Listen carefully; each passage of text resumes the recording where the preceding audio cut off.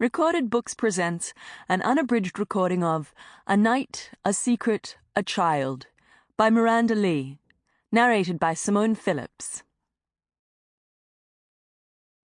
Chapter 1. Nicholas moved with uncharacteristic slowness as he alighted from the cab outside his apartment building. He felt dog-tired and strangely lacking in the buzz that finding and promoting an exciting new talent usually brought him. Admittedly, standing in the wings of a stage and watching someone else perform had never given him the same adrenaline rush as being out there himself. But being the man behind a successful star or show had come a close second this past decade. Tonight, however, his pulse rate hadn't risen when his latest musical protégé had brought the highly discerning New York audience to its feet more than once. He was happy for her, of course he was. She was a nice girl and a brilliant violinist. But he just hadn't felt anything like what he normally did. In truth, he hadn't given a damn. How odd. Maybe he was entering a midlife crisis. Next year he'd turn 40. Or perhaps he was reaching burnout. Showbiz was a wearing career, both on the performers and the promoters. Lots of highs and lows, and lots of traveling. Nicholas had grown to hate hotel rooms very quickly. That was why he'd eventually bought apartments in New York and London. His friends called him extravagant, but Nicholas knew he'd chosen well and would never lose money on his purchases. His New York apartment had already tripled in value in the 6 years he'd owned it.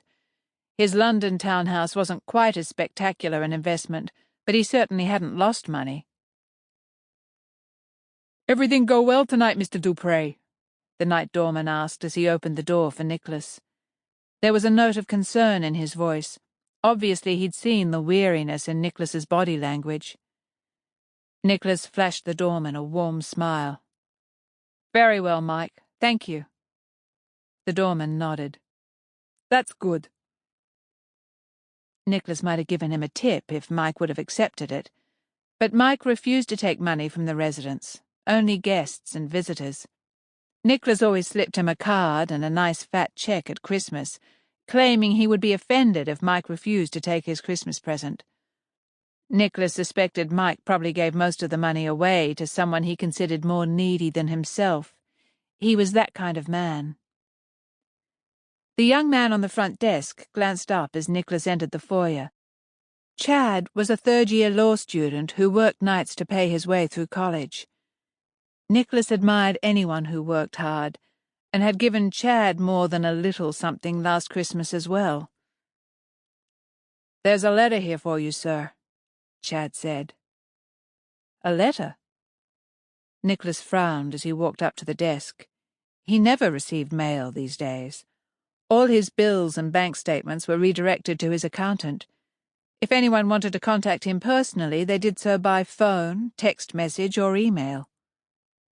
The young man smiled. "The mailman brought it in this afternoon after you'd left for the theater. Have to confess we had a bit of a chuckle over it. You'll know what I mean when you see the way it's addressed." And he handed over a bright pink envelope. On it was written, "Mr. Nicolas Dupre, care of Broadway, New York, America." "Good Lord," Nicholas said with a wry smile. "Nice to be famous," Chad said. "I'm not all that famous." Not nowadays. It was mainly the entertainers who were interviewed on the talk shows, not the entrepreneurs.